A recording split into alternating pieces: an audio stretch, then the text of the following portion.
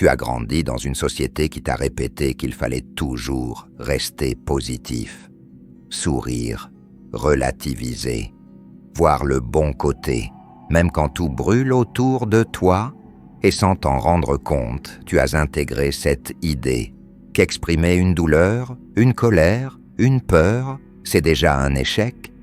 Mais si cette obsession de penser positif te détruisait lentement, si derrière chaque « ça va aller », tu t'interdisais en réalité de ressentir, d'affronter, de guérir.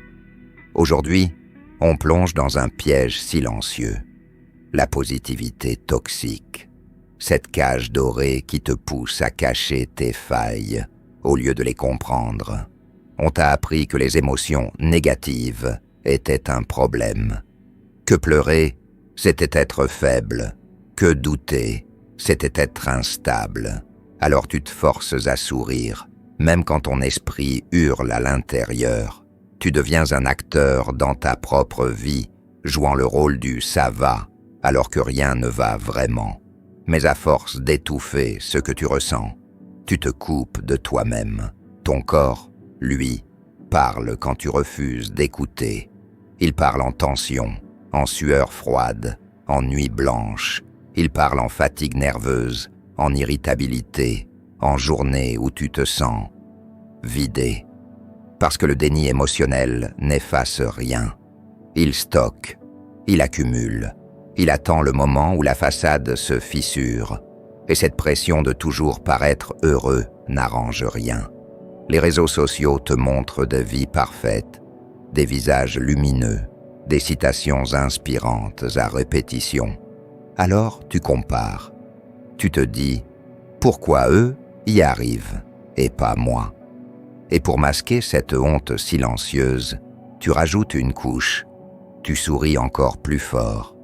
Mais la vérité, c'est que personne n'est positif tout le temps. Personne. La tristesse, la peur, le doute ne sont pas des erreurs. Ils sont des messages.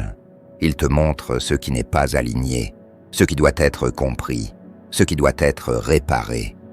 La vraie force, ce n'est pas d'étouffer l'ombre, c'est d'oser l'affronter, d'oser dire « aujourd'hui, ça ne va pas », d'oser être vulnérable, lucide, humain, parce que c'est dans cet espace-là, celui que tu évites, que commence la vraie guérison.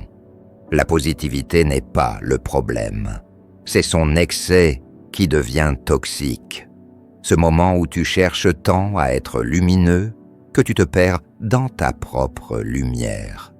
Alors pose-toi cette question simple.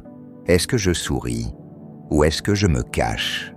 Apprends à ressentir sans te juger, à accueillir sans t'auto-condamner. Parce que ce n'est qu'en laissant la nuit exister que tu redécouvriras ta propre lumière.